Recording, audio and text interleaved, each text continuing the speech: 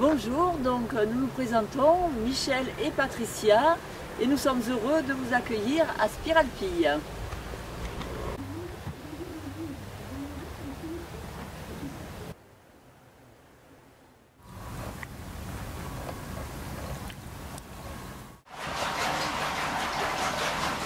Donc au début, alors le commencement en fait, quand les bassins sont vides, on a de la biomasse qu'on se procure chez un collègue. On ensemence, en fait, on prépare des mètres cubes d'eau avec de la nourriture qui est adaptée pour la culture de la spiruline. Et on ensemence le bassin petit à petit. Alors mettons pour 20 kg de biomasse, on va mettre 3 mètres cubes à peu près de milieu de culture. Et cette petite spiruline va, avec le soleil et la nourriture, progresser, se multiplier pour arriver 48 heures après à pouvoir remettre encore la multiplier, c'est-à-dire remettre les mètres cubes. De 3 mètres cubes de milieu de culture, on peut passer à 6, et etc. Voilà, jusqu'à ce qu'on arrive à, si vous voulez, avoir un bassin d'une hauteur de 10 cm d'eau, un bassin de 100 mètres carrés comme celui-ci, à peu près 12 mètres cubes de milieu de culture, donc de spiruline. Et une fois que notre séquisse, que je vous ai montré tout à l'heure, est à 2, on peut commencer la récolte.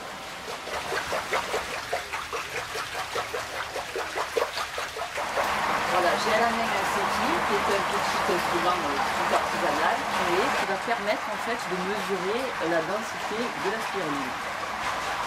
Voilà, donc il suffit de le plonger dans le bassin et lorsque l'on ne voit plus le disque blanc, on peut mesurer la densité de la spiruline.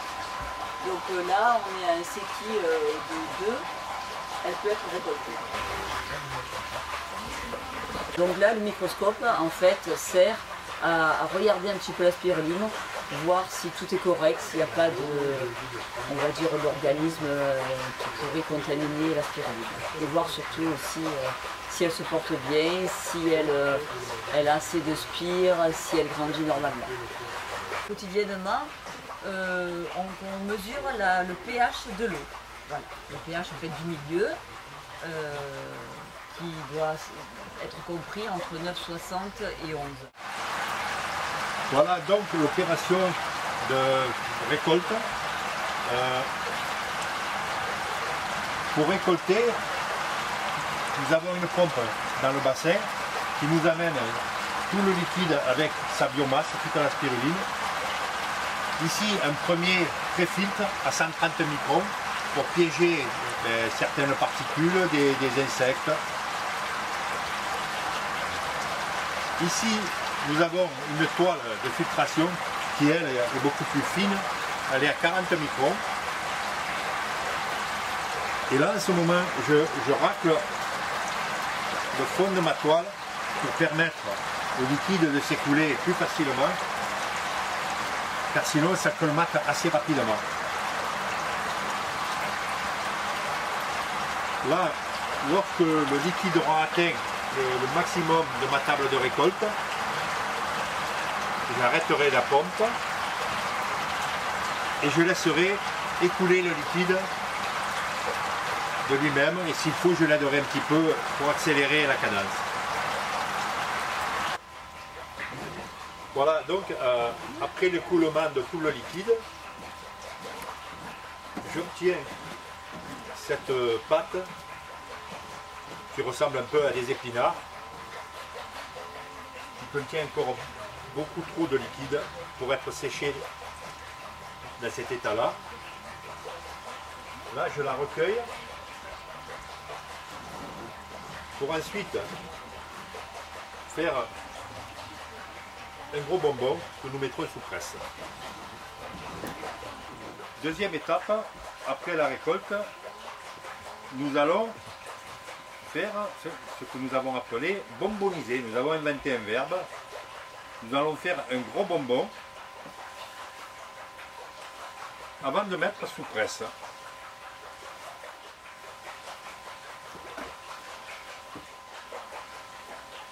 et le laisser peu près une demi-heure, pour que tout le liquide s'écoule. Voilà comment ça se présente. Là on voit qu'il y a encore énormément de liquide à l'intérieur. Et quand nous allons le ressortir, ça sera pratiquement sec.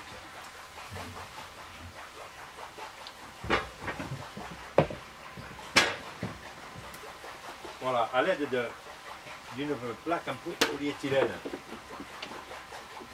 je l'isole.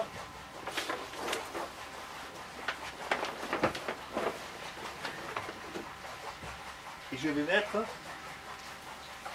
un gros poids dessus.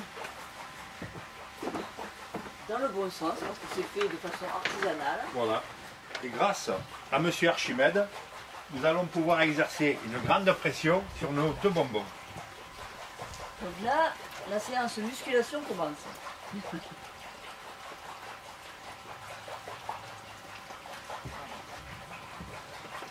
Alors, l'avantage, c'est que c'est quelque chose de très archaïque, mais qui fonctionne très bien, et de plus, qui va presser, disons, de manière régulière et en douceur. Et nous allons ajouter des poids au fur et à mesure.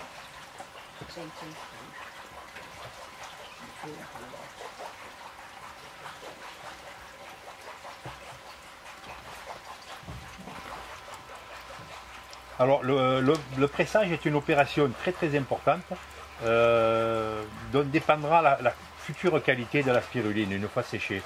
Parce qu'il est important de bien la presser, mais il ne faut pas faire éclater les cellules. Auquel cas, on altérerait énormément le produit. C'est pour cela que nous mettons 2 poids et ensuite nous allons rajouter de manière progressive pour que le liquide ait le temps de s'écouler sans qu'il y ait une trop forte pression. Voilà, là nous allons faire une pression plus importante. Là c'est terminé et nous allons attendre une bonne demi-heure que tout le liquide s'écoule. Et ensuite nous enlèverons nos galettes. Donc là j'arrive avec le matériel pour extruder la spiruline. Voilà, c'est Michel qui va s'occuper de cette opération. Je mets tout ça dans le container. Voilà nos galettes. Nos bonbons sont devenus des galettes, à peu près 2-3 cm d'épaisseur. Voilà comment ça se présente. C'est beaucoup plus compact. On a enlevé une grosse partie d'eau, à peu près 80%.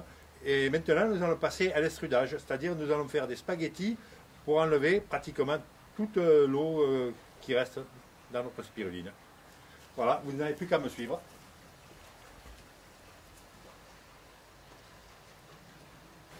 Voilà, maintenant, je vais sortir les galettes pour les mettre dans l'extrudeur, qui n'est autre qu'un poussoir à saucisse.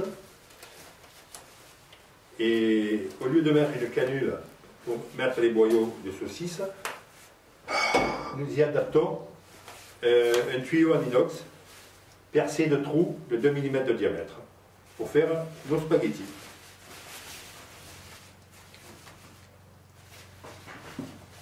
Voilà la spiruline, comment elle se présente. Ça a l'aspect à peu près d'une pâte à modeler.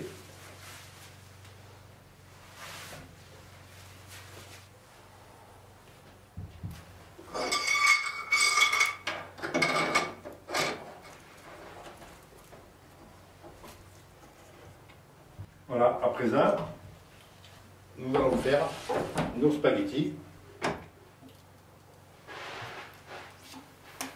Voilà la spiruline qui arrive.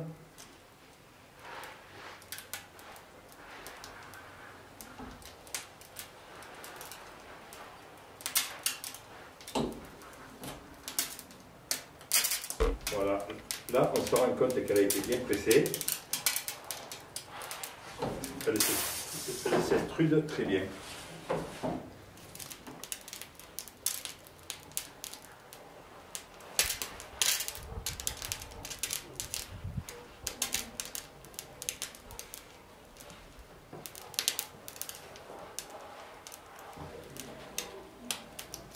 Voilà, séché.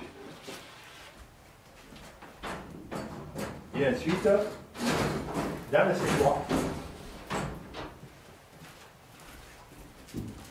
Et combien de temps va-t-elle rester dans le séchoir? Alors là, c'est très variable. Juillet, août, c'est l'affaire de quelques heures.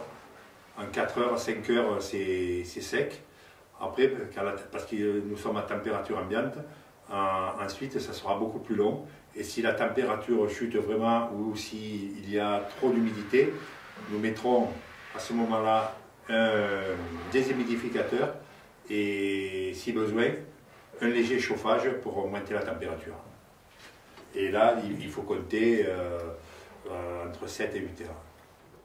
Voilà, une fois que toutes mes clés seront terminées, je vais installer un très gros ventilateur avec vraiment un débit très important et qui lui va sécher la spiruline à température ambiante. Il est très important de ne pas dépasser une grosse température, disons d'aller au-delà de 40 degrés. On risquerait d'altérer fortement la qualité de la spiruline. On peut voir que la spiruline est sèche quand les bords vont se relever. Là, quand j'arrive, que je vois que les bords sont relevés, je sais que ma spiruline a bien séché. Et ensuite, il y a un organe qui est exceptionnel pour savoir si c'est bien sec, c'est notre palais. Quand ça croque bien sous la dent, on sait que c'est bien sec. Sinon, c'est un petit peu mou, pâteux, et là, on sait que c'est pas bon.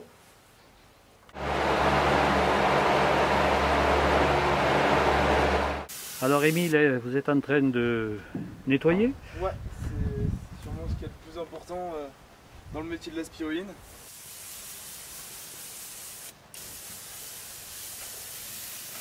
Donc là, j'ai récupéré la spiruline qui avait séché de nombreuses heures, 4 à 6 heures selon le temps. Je la mets dans le petit robot et environ, elle va tourner 30 secondes pour avoir en fait des spaghettis sympas à avaler de manière pas très grossière. Donc maintenant la spiruline a été broyée et on l'entrepose dans des seaux alimentaires. Je vous montre voilà, d'un peu plus près. Elle est prête à partir à l'analyse. Bon, celle-ci en l'occurrence a été analysée. Voilà, et donc là, je suis prête pour les mettre en sachet. Donc des sachets de 100 grammes et des boîtes également de 100 grammes.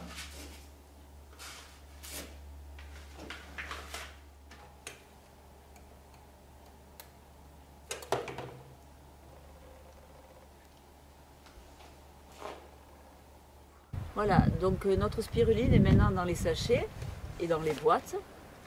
Voilà, donc c'est des sachets de 100 grammes, thermosoudés, comme on vous a dit précédemment. Et on a aussi des boîtes avec le couvercle compostable, 100% compostable. Voilà, deux contenants de 100 grammes et c'est des brindilles puisque nous tenons à vendre vraiment en brindilles. Parce qu'au niveau qualité nutritionnelle, elle est dans son plus simple appareil, on va dire. Voilà, mon expérience professionnelle, en partie dans l'esthétique, m'a fait prendre conscience de tous les produits chimiques que l'on se mettait sur le visage, notamment les femmes. Et on a trouvé un producteur à Monteux, l'Ousta au Safran, qui travaille vraiment dans l'éthique, dans notre esprit. Et on lui a demandé d'ajouter la spiruline donc, dans les savons, où il y avait 20% déjà de lait d'ânesse et des ingrédients tout à fait naturels.